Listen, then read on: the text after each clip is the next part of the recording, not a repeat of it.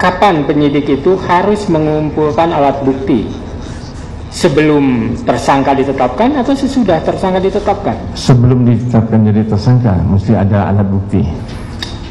Apakah seseorang ditetapkan jadi tersangka wajib diperiksa terlebih dahulu atau bisa juga belakangan? Jadi seseorang ditetapkan sebagai tersangka, apakah yang pertama mungkin dia tertangkap tangan? Kalau dia tidak tertangkap tangan, mungkin ada laporan dari seseorang atau dari pengaduan yang mana si pelapor itu telah memberikan alat bukti yang lengkap kepada penyidik.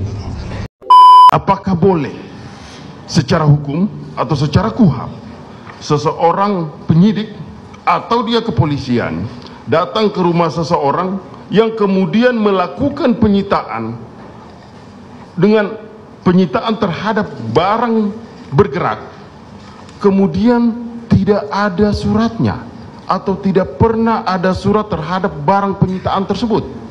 Apakah itu boleh? Tidak boleh, PH. Peggy Peron itu waktu dia BAP ada diminta sidik jari, baru bisa dia compare, baru bisa dibandingkan.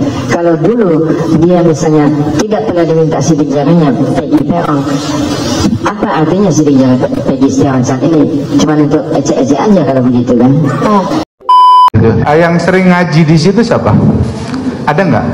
Iya, kadang si Peggy. Nah, Peggy sering ngaji baca surah apa? Ya, surat apa? Ya, surahnya apa? Ya, Ini, bentar.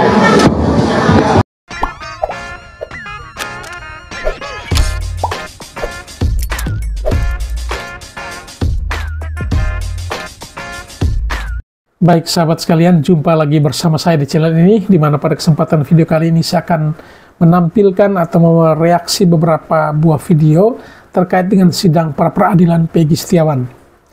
Pada sidang pra-peradilan Peggy Setiawan kemarin, itu kita saksikan bagaimana pihak dari Peggy Setiawan ya menghadirkan saksi dan juga ahli ya. Saksi, ahli, dan juga surat ya, itu mereka tampilkan di persidangan dan cukup alot dalam sidang pra-peradilan tersebut, di mana seperti kita lihat dan saksikan di berbagai media sosial bahwa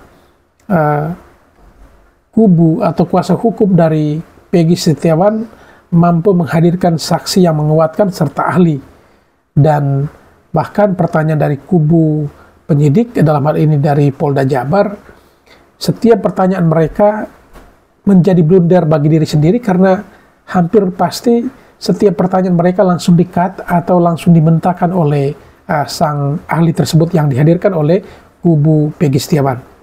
Oleh karena itu, mari kita saksikan video-videonya. Namun sebelum itu, kepada para sahabat sekalian yang mungkin belum sempat memberikan dukungan untuk channel ini, mohon dukungannya dan menekan tombol subscribe dan membunyikan tanda loncengnya. Kapan penyidik itu harus mengumpulkan alat bukti? Sebelum tersangka ditetapkan atau sesudah tersangka ditetapkan? Sebelum ditetapkan jadi tersangka, mesti Sebelum ada ditetapkan. Apakah seseorang ditetapkan jadi tersangka wajib diperiksa terlebih dahulu atau bisa juga belakangan? Jadi seseorang ditetapkan sebagai tersangka, apakah yang pertama mungkin dia tertangkap tangan? Kalau dia tidak tertangkap tangan, mungkin ada laporan dari seseorang atau dari pengaduan yang mana si pelapor itu telah memberikan alat bukti yang lengkap kepada penyidik. Jadi kesimpulan saudara, apa harus diperiksa terlebih dahulu atau tidak si calon tersangka itu? Ya, semestinya biasanya di dalam hukum acara pidana itu ada saksi pelapor, dia datang ke Polda, Polres, Polsek ataupun ke kantor polisi, bikinlah dia laporan sebagaimana pasal 108 KUHAP. Nah, setelah diperiksa oleh penyidik yang piket pada waktu itu, misalnya ada bagian konsultasi kriminal umum ataupun kriminal khusus, dan setelah itu diperiksa kriminal umum, ditandatangani oleh yang jaga pada waktu itu dan dapatlah namanya surat laporan kepada si pelapor. Nah, hasil daripada itu diperiksa oleh unit-unit masing-masing. Jadi dari tempat pelaporan 108 tadi dibuang ke belakang atau dipindahkan ke belakang dan jatuhlah pada unit hada atau jatuhan keras atau apa. Nah di situ mulai seminggu sampai 2 minggu kemudian dipanggil lah si pelapor tadi. Setelah pelapor dipanggil saksi-saksinya yang lebih lengkap. Nah kalau misal polisi tidak yakin maka dipanggillah ahli. Ahli ikut. Nah setelah itu sudah banyak yang diperiksa sebagai saksi ataupun sudah ada ahli, maka sebelum ditetapkan jadi tersangka maka penyidik mesti mengadakan gelar sebagaimana Perkap nomor 16 tahun 2019 pasal 25 kalau itu. Apa syarat-syarat seseorang dikatakan DPO, masuk dalam kategori DPO? Seseorang kalau dikatakan sebagai DPO, dia dipanggil tidak pernah datang kepada penyidik dan penyidik sudah capek mencarinya tidak ketemu-ketemu, maka diterbitkan DPO yang mulia. Apakah pemanggilan itu bersifat imperatif? Ya, pemanggilan imperatif. Berapa kali? Ya, paling minimum 2 kali. Saudara bilang imperatif, apakah ada dasar hukumnya terkait hal tersebut? Gimana yang mulia? Ada dasar hukumnya terkait dengan harus ada pemanggilan? Ya, mesti ada pemanggilan di dalam KUHP. Dalam KUHP? Ya. Dalam pasal apa, Pak? Lupa saya. Lupa ya, mengenai pasalnya. Yang jelas menurut saudara harus Ada ada dasar pemanggilan. hukum. Iya. 2 kali minimal. Iya. Nah, setelah itu? Kalau tidak ada dipanggil tidak datang, itu kan kewenangan daripada penyidik, dia bisa menjemput si tersangka atau saksi ataupun apa juga. Oke.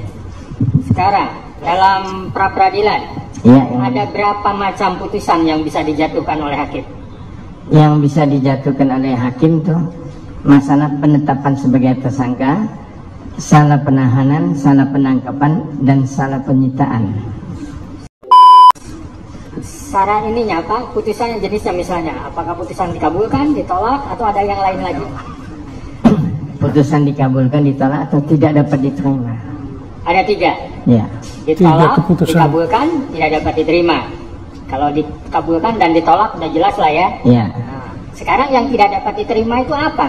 Kalau tidak dapat diterima itu materi yang diajukan oleh pemohon tuh tidak connect dengan pasal-pasal di dalam pasal 77 sampai pasal 85 KUHP. Tidak connect.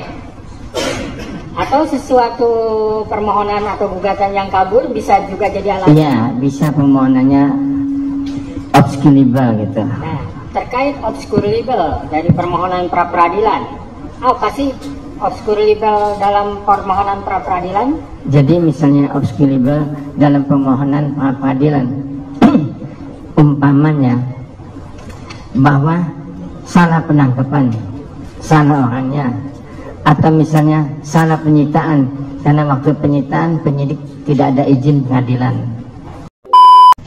atau salah subjek hukum yang mau ditangkap atau yang mau ditempatkan jadi tersangka tuh orangnya tidak betul, umpamanya kasus Sengkon dan Kata yang pernah dulu almarhum.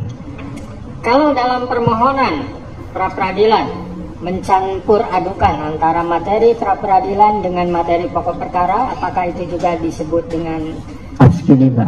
Ya. Menurut ahli? Ya betul. Menurut ahli ya seperti itu ya. Terkait dengan masalah pelaku atau bukan pelaku, apakah menjadi ranah dari hakim pra peradilan? Bukan. Bukan. Terkait dengan bersalah atau tidak bersalah, apakah masuk dalam ranah pengadilan pra peradilan? Bukan. Bukan. Terkait dengan error in persona, apakah termasuk wewenang dari hakim pra peradilan? Bukan. Bukan.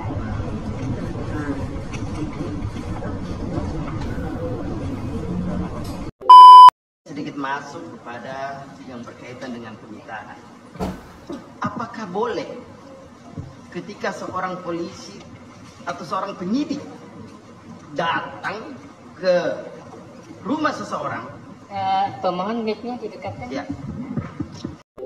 Apakah boleh secara hukum atau secara KUHP seseorang penyidik atau dia kepolisian datang ke rumah seseorang yang kemudian melakukan penyitaan dengan penyitaan terhadap barang bergerak, kemudian tidak ada suratnya atau tidak pernah ada surat terhadap barang penyitaan tersebut, apakah itu boleh? Tidak boleh, PH. Tidak boleh? Iya, karena penyitaan yang dilakukan oleh penyidik itu ada dua macam. Tidak boleh ternyata. Pertama, dia mesti ada izin sita dari pengadilan. Kalau dia sudah menyita, itu dalam waktu 3 hari, dia mesti ada persetujuan sita dari pengadilan juga. Jadi itu dalam 3 hari dia berkewajiban melaporkan. Sita. Saya mau kasih contoh lagi kepada bukan melakukan sita, ya. Jadi kalau dia sudah nyita, iya. Kalau sebelum nyita dia mesti dapat izin dari pengadilan. Kalau dia tidak bawa izin dari pengadilan, dia bisa nyita langsung karena takut hilang atau apanya benda-benda itu. Maka setelah dia nyita, dia mesti ada setelah 3 hari mesti ada persetujuan dari pengadilan. Persetujuan dari pengadilan. Ya, kalau ini tidak ada dua-duanya, ya penyidiknya salah. Apakah waktu 3 penyidiknya hari salah tersebut itu diatur dalam undang-undang?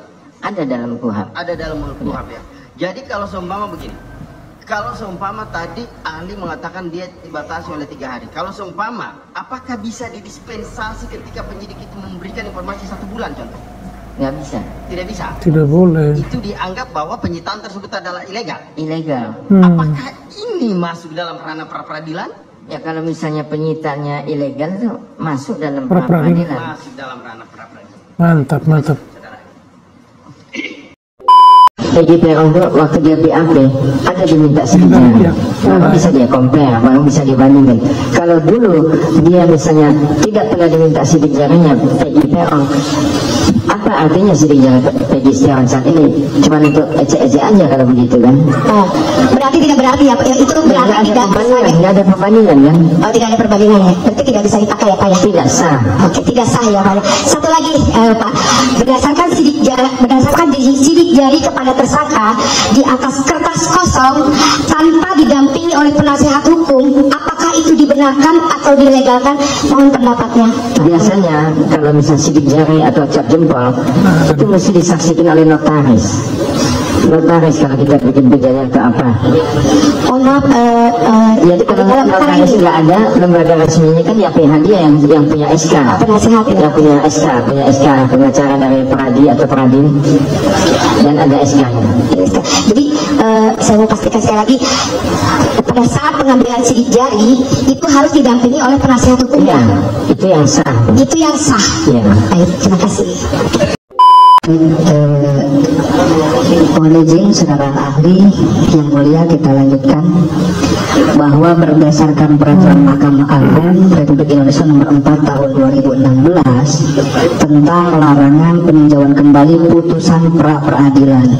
Ya, di sana dalam pasal 2 ayat 2 mengatur dan menyebutkan pemeriksaan pra-peradilan terhadap permohonan tentang tidak sahnya penetapan tersangka hanya menilai aspek formil, yaitu apakah ada paling sedikit 2 alat bukti yang sah dan tidak memasukkan materi pokok perkara. Itu isi pasalnya.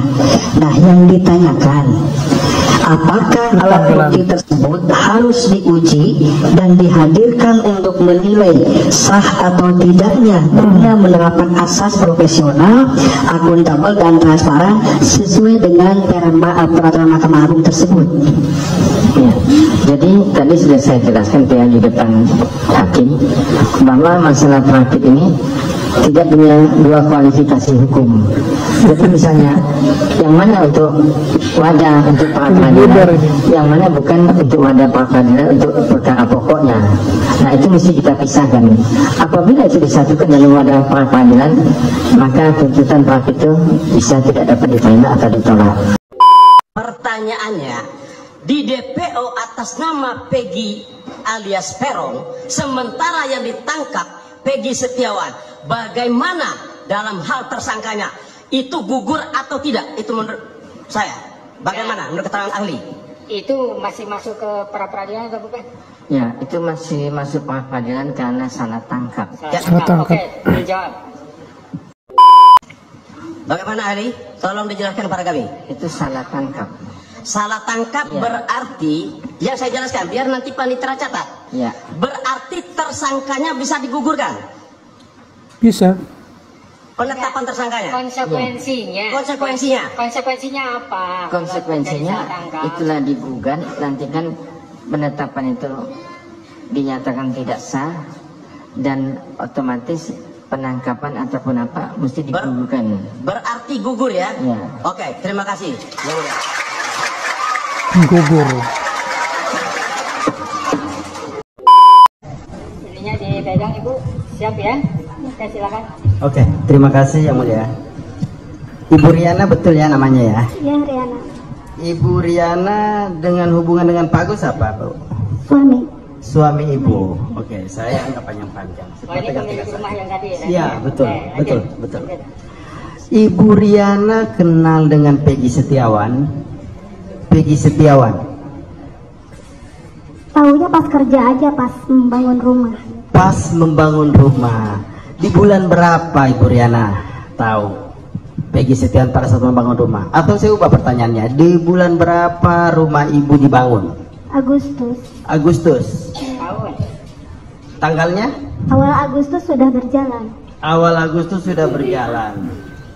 Tahun berapa? 2016. 2016. Apakah saudara juga mengetahui ada berapa orang yang bekerja di rumah saudara untuk membangun rumah tersebut? 8 orang. 8 orang. Apakah saudara mengetahui bahwa di 8 orang itu ada salah satu pekerjaannya bernama Peggy Setiawan? Kalau dari awal saya tidak tahu, yang saya tahu Pak Rudi itu bersama 2 anaknya. Pak Rudi bersama 2 orang anaknya. Peggy Setiawan Boleh dan adiknya. sebutin anaknya Peggy Setiawan 1 dan Robi, apakah benar? Cuma mengkonfirmasi. Ya. Itu benar ya? Ya. Berapa lama pembangunan rumah saudara, saksi? Sekitar 4 bulan. 4 bulan. Jadi selesainya itu di bulan, antara di bulan November atau Desember? Ya. Oke. Yang saya ingin menanyakan bahwa di bulan Agustus, ini kan di awal mulai pembangunan. Jadi kalau di bulan Agustus antara kurang lebih 3 minggu perjalanan pembangunan, apakah saudara saksi mengetahui bahwa Pak Rudi beserta 2 orang anaknya ada bekerja dalam pembangunan rumah tersebut atau tidak? Tidak tahu. Saudara tidak mengetahui? Karena saya hubungannya dengan Pak Rudi hanya pembayaran saja. Pembayaran saja. Kalau begitu yang saudara ketahui terhadap anaknya yang 2 orang itu, apakah saudara mengetahui bahwa dia juga ikut bekerja di rumah yang kepemilikan saudara? Dulu kan yang menunggu pekerjaan itu almarhum bapak saya. Oke. Ya, jadi bapak saya yang cerita itu Pak Rudi itu sama anaknya berdua gitu. Tapi jadi saudara ketahui almarhum bapak saudara menyampaikan kepada saudara yang bekerja itu adalah Pak Rudi dan 2 orang beserta anaknya. 2 orang anaknya. Apakah saudara mengetahui juga pernah disampaikan bahwa rumah ini agak sedikit terlambat karena karyawannya kurang atau Pak Rudi dan kedua orang anaknya itu ambil cuti dan berlibur? Tidak tahu. Tidak tahu. Kalau pekerjaan rumah saudara itu apakah sesuai target, sesuai dengan waktu yang saudara sepakati dengan Pak Rudi? Tidak. Maksudnya? Nilai nilai perjanjian jasa kerja terputus di tengah jalan. Lalu inisiatif saya lanjutkan pembayaran lebih gitu. Lanjutkan pembayaran. Ya. Tapi sampai selesai itu dikerjakan oleh Pak Rudi dan kedua orang anaknya. Iya. Kalau begitu kapan saudara mengetahui atas nama anaknya bernama Peggy Setiawan? Setelah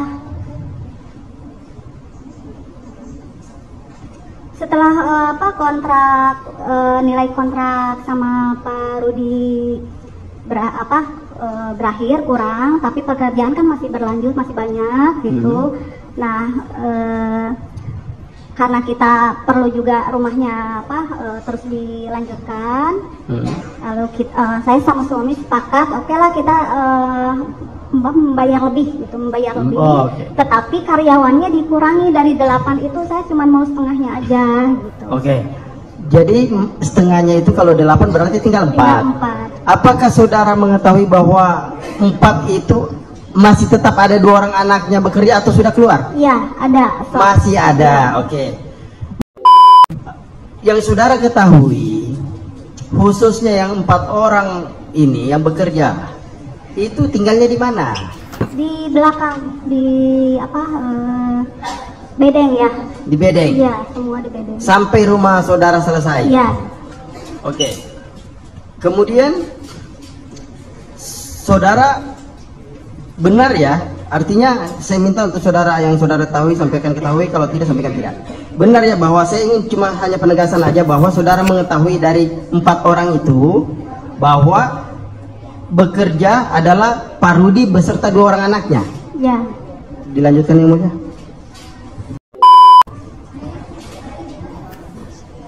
Izin lanjutkan yang mulia. Saudara saksi, saya cuma satu pertanyaan aja untuk mempertegas. Jadi berarti saudara mulai mengetahui Pak Rudi dan kedua orang anaknya itu begitu awal bulan Agustus mulai bekerja, saudara saksi sudah tahu?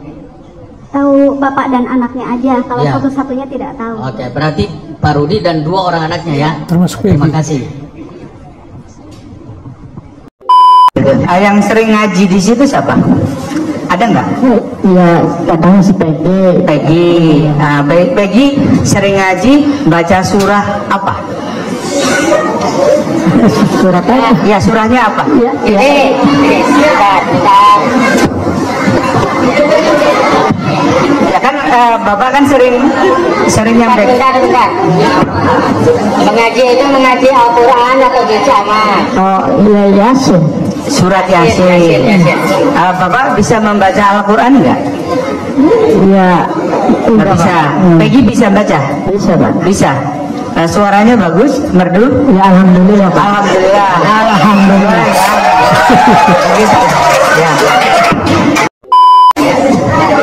Bisa ya? Bisa.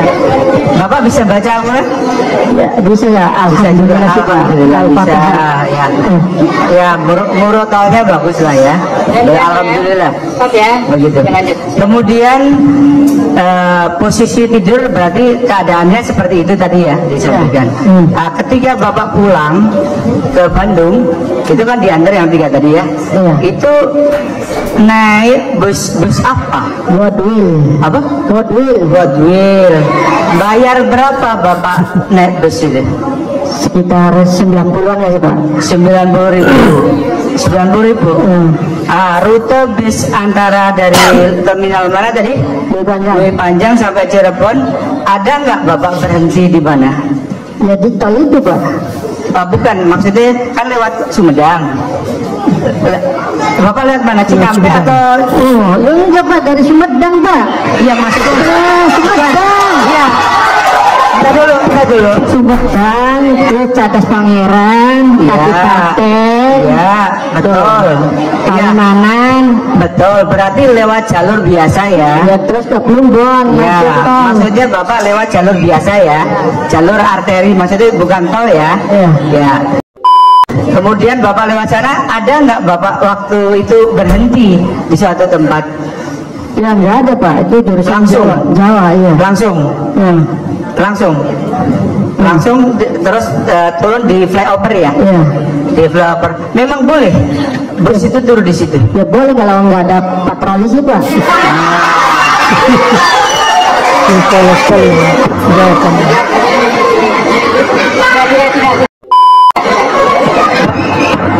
Bapak turun di flyover itu berapa kali?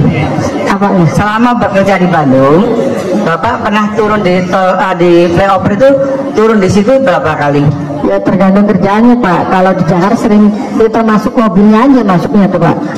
So saya mau ke Jakarta ya kadang masuk tol, kadang enggak. Oh ya. Terus Bapak naik, terus ada informasi tadi apa namanya? Kecelakaan. Oh, Bapak tahu itu kecelakaan dari mana? Ya ada kerumunan, Pak. Kerumunan? Iya. Kalau tadi Bapak mengatakan Pak ada pembunuhan segala itu dari mana informasinya? Ya, dari ya itu Pak, sesudahnya itu Pak beritanya tuh. Yang menurut Bapak itu pembunuhan atau kecelakaan? Ya pertama itu kecelakaan dulu Pak. Kecelakaan. Terus ya berapa harinya tuh ya itu berapa hari setelah itu ada informasi pembunuhan gitu? Iya. Waktu Bapak melihat itu pembunuhan atau kecelakaan waktu? Ya kecelakaan dulu Pak. Kecelakaan dulu. Ya. Terus Bapak pulang ke rumah ya? Iya. Dari flyover ke pulang ke rumah itu Bapak jaraknya berapa jauh? Ya sekitar itu Pak 500 kilometeran lah. Oh 500 ya. Ya. Nah, itu aja. Jadi kembali ke awal lagi tadi, waktu saya tertarik yang di bedeng itu Bapak posisi tidur nggak tahu ya? Tergantung-gantungnya ya? Ya. Oh. Tergantung. Ya itu aja. Silakan kalau ada lagi yang lain. Izin yang mulia. Ya silakan. Stop ya, jangan berisik ya. Dilanjut. Saudara saksi Pak Agus Suharsono ya? Iya. Agus. Yang sering ngaji di situ siapa? Ada nggak? Iya, kadang si Peggy. Nah, Peggy sering ngaji baca surah apa? Suratnya? Ya surahnya apa? Ini Mohon izin yang mulia. Pertanyaannya, di DPO atas nama Peggy alias Peron, sementara yang ditangkap Peggy Setiawan. Bagaimana dalam hal tersangkanya? Itu gugur atau tidak? Itu menurut saya. Bagaimana menurut keterangan ahli? itu masih masuk ke pra peradilan atau bukan? Ya, itu masih masuk pra peradilan karena salah tangkap. Salah tangkap. Oke, dijawab. Bagaimana ahli? Tolong dijelaskan kepada kami. Itu salah tangkap. Salah tangkap Ya. Berarti yang saya jelaskan biar nanti panitia catat. Ya. Berarti tersangkanya bisa digugurkan. Penetapan tersangkanya. Konsekuensinya. Konsekuensinya. Konsekuensinya apa? Konsekuensinya Kalau terjadi salah tangkap? itulah digugat, nanti kan penetapan itu dinyatakan tidak sah dan otomatis penangkapan ataupun apa mesti digugurkan. Berarti gugur ya? Ya. Oke, terima kasih. Baik sahabat sekalian, demikian saja beberapa buah video yang coba saya reaksi pada kesempatan kali ini terkait dengan sidang pra peradilan, di mana dengan agenda menghadirkan saksi dan ahli dari pihak Peggy Setiawan. Dan seperti kita saksikan bersama, memang banyak pertanyaan yang dilontarkan kepada ahli dan setelah dijawab dengan bagus. Dan dari hasil sementara yang kita pantau, kita lihat ternyata ada beberapa poin atau beberapa hal yang tidak semestinya dilakukan oleh pihak penyidik. Artinya pihak penyidik melakukan tindakan sudah di luar dari ketentuan perundang-undangan tentunya ya. Dan sampai seperti apa keputusan sidang pra peradilan, dan juga masih ada beberapa hari untuk dari pihak Polda Jawa Barat pun juga akan menghadirkan saksi tentunya ataupun ahli, dan kita akan saksikan bagaimana ahli dari yang dihadirkan oleh pihak kepolisian itu bisa memberikan pendapatnya tentang hal ini. Baik, itu saja yang bisa kami tampilkan atau reaksi pada kesempatan kali ini terkait video-video kegiatan sidang pra peradilan. Sampai berjumpa kembali di video kami berikutnya.